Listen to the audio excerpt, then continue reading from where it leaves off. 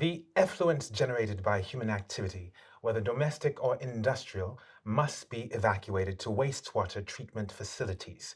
These effluents are transported via a sewage network. This module presents the two main types of sewage network, the combined network and the separate network, as well as the elements composing them. Combined networks, which are generally the oldest type of network in urban settings, collect wastewater and rainwater in the same pipelines. Separate networks, which are more recent, consist of two independent systems, one of which is dedicated to wastewater collection, the other to rainwater collection. Sewage networks, therefore, have the role of collecting, then evacuating wastewater and rainwater towards wastewater treatment facilities where they are treated before being discharged into the natural environment, generally a river, the sea, or an ocean.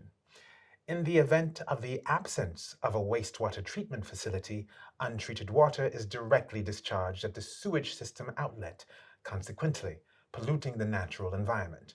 Sewage networks are generally characterized by open channel and gravity flow. An open channel flow is a flow with a free interface between the air and the water, as in the case of a river. When gravity flow is no longer technically possible, lift and wastewater pump stations permit effluent to be pumped under pressure over a given distance.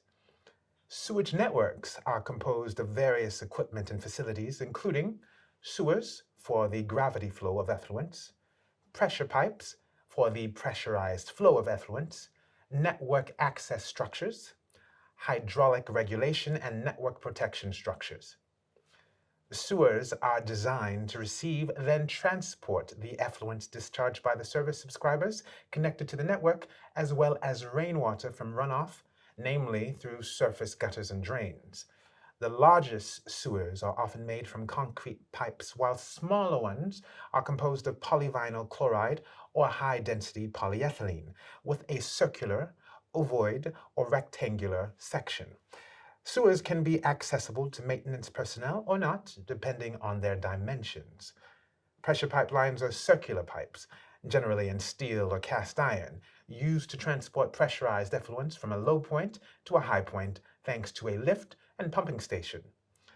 As their name indicates, network access structures have the objective of providing access to sewers, to service subscriber connections, and to particular sewage structures in order to monitor, clean, maintain, and rehabilitate them when necessary. Network hydraulic regulation and protection structures namely include storm overflows and storm water basins.